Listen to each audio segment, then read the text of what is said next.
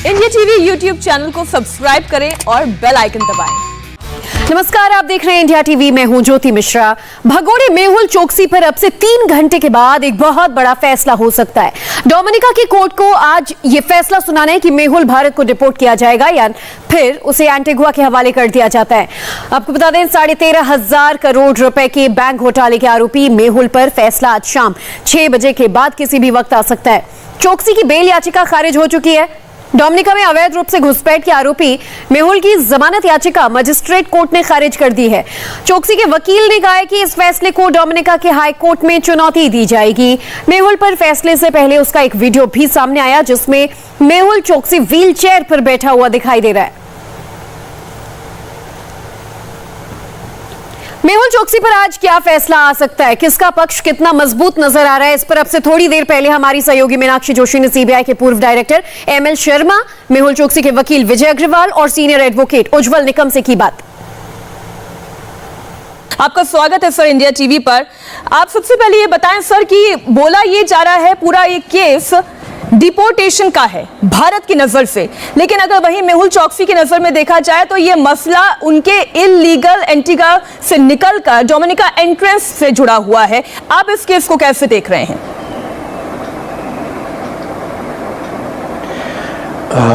देखिए, government of India Choksi को भारत लाना चाहती है जिससे कि वो इंडिया में ट्रायल को फेस कर सके।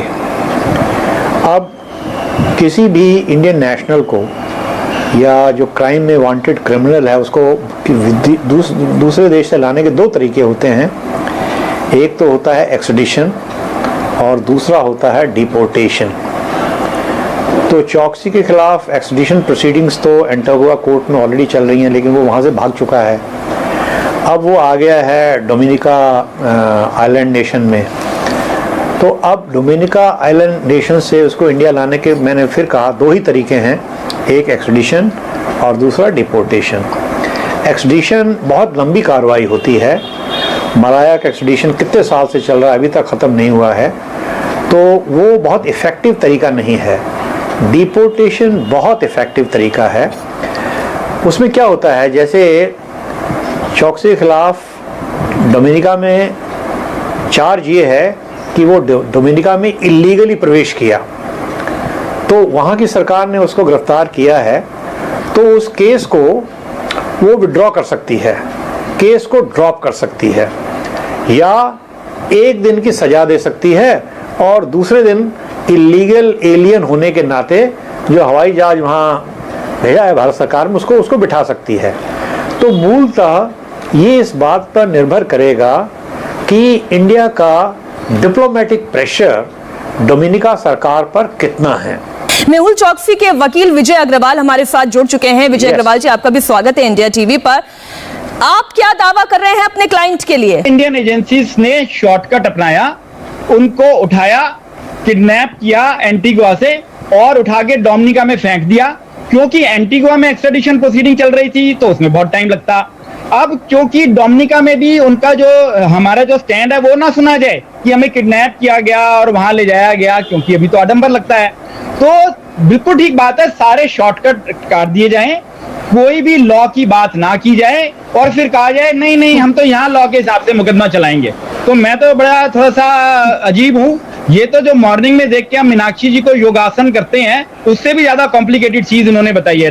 अच्छा विजय अग्रवाल जी, अगर आप मुझे इजाजत दें तो मैं आपसे ये पूछना चाहती हूँ कि जिस शॉर्टकट की आप बात कर रहे हैं, 13,500 करोड़ का घोटाला घपला करके बड़े शॉर्टकट से यहाँ पर जांच एजेंसियों से बचने के लिए एंटीगुआ की सिटीजनशिप हासिल कर ली और फिर वहां से डोमिनिका पहुंच गए, इससे बड़ा शॉर्टकट और क्या हो सकता है? मैं बताता हूँ। पहले 2017 में ये सिटीजनशिप ली गई और उस टाइम पे इंडिया की सारी इन्वेस्टिगेटिंग एजेंसीज ने नो ऑब्जेक्शन सर्टिफिकेट दिया। तो ये शॉर्टकट नहीं है, बड़े लंबे टाइम से चल रहा था मीनाक्षी जी। अच्छा, तो जब उन्होंने घोटाला करने का इरादा बड़े लंबे टाइम से चल रहा था। कि आप तो वो जो मर्जी कहें मीनाक्षी जी, तो अभी जो मेन बात है, आपने जिस बारे की बात कही कि आपने सिटीजनशिप की बात कही, तो मैं सिटीजनशिप का जवाब दूंगा। जो आपने अभी दूसरा बीच में कमेंट दिया जवाब उसका भी दिया जाएगा, जी। मगर बारी बारी से दिया जाएगा। पहला जो जवाब है वो ये है कि इंडिया की सारी एजेंसीज ने नो ऑब्जेक्शन सर्टिफिकेट दिया, और जिस टाइम वो बाहर गए वो एंटीगुआ नहीं गए, वो न्यूयॉर्क में थे। न्यूयॉर्क से सारे जो बैंक्स हैं उनके साथ वीडियो कॉन्फ्रेंसेस हो रही है, सारी बात हो रही है, बैंक को मिनट टू मिनट की बात पता है। प्रॉब्लम ये है कि इंडिया में जो वेरियस इन्वेस्टिगेटिंग एजेंसीज हैं उनकी आपस में कोई कोऑर्डिनेशन नहीं है। बस ये है कि जी पकड़ लो पकड़ लो पकड़ लो, और जो भी भारत का पैसा है वो सारा का सारा पैसा ईडी सीज कर चुकी है। जितना अमाउंट था इंडिया का उससे ज्यादा अटैच हो चुका है। तो वहां पे ये बिल्कुल ठीक कहा शर्मा जी ने कि वो कैंसिल कर सकते हैं। एंटीगुआ की सरकार चाहे तो मेहुल चोकसी जी की सिटीजनशिप कैंसिल कर सकती है, और इसका उन्होंने प्रोसेस शुरू भी किया, मगर उस पर हाई कोर्ट का स्टे हो चुका है। तो अब जो है वो इसका मतलब जो जो इंडिया का सिटीजनशिप एक्ट है उसका सेक्शन 9 सबसेक्शन 1 है, वो ये कहता है कि जैसे ही किसी दूसरी कंट्री की सिटीजनशिप ले लें तो बाय ऑपरेशन ऑफ लॉ उसकी इंडिया की सिटीजनशिप खत्म हो जाती है। तो आज की डेट में वो 100% सिर्फ एंटीगुआ के सिटीजनशिप हैं। शुरू में कहना बड़ा आसान है, सारी बात ट्रायल के बाद चलती है। और अब आपकी स्क्रीन पे उज्जवल निकम जी आ रहे हैं। हाँ बिल्कुल, आप सही कह रहे हैं। उज्जवल निकम साहब भी हमारे साथ जुड़ गए हैं। इवन कसाब पे भी पूरा मुकदमा चलाया जाता है, उसके बाद ही फैसला किया जाता है। मुकदमा चलाने से पहले कोई किसी पे फैसला नहीं सुना सकता। मुझे बड़ी खुशी होती है जब इतने सारे स्माइलिंग फेसेस एक साथ चैनल पर होते हैं। लेकिन उज्जवल निकम साहब, आपका स्वागत करते हुए एक सवाल आपसे ये है कि सबको योगा करा देती हैं मैडम, सारे आप कर रहे हैं या नहीं कर रहे हैं अग्रवाल साहब? आप योगा करा देती हैं सवेरे। आप ये बताएं, आप खुद कर रहे हैं या नहीं कर रहे हैं? बल्कि बिल्कुल पक्का कर रहा हूं, और मैंने लाइफस्टाइल चेंज किया है कोरोना पीरियड में आपके प्रोग्राम से प्रभावित होकर। Thank you so much. सवेरे लौकी का जूस भी पीना शुरू कर दिया है। बहुत खूब अग्रवाल साहब। अब उज्जवल निकम साहब, हम वापस से मुद्दे पर आते हैं। मुद्दा ये है कि भारत की देश की जनता वो ये पूछ रही है कि मेहुल चोकसी का रिटर्न टिकट टू भारत आखिर होगा कब? अड़चने क्या है निकम साहब, आपके नजरिए से आप जरा ये समझाएं। मीनाक्षी, जहां तक मैं ये एक्सट्राडिशन लॉ समझता हूं और डिपोर्टेशन जो समझता हूं, उसके मुताबिक मैं ये जरूर कहूंगा कि आज डोमिनिका कोर्ट में एक ही सवाल का फैसला होगा, और ये सवाल ये होगा कि क्या मेहुल चोकसी की एंट्री डोमिनिका में इलीगल एंड अनऑथराइज है क्या।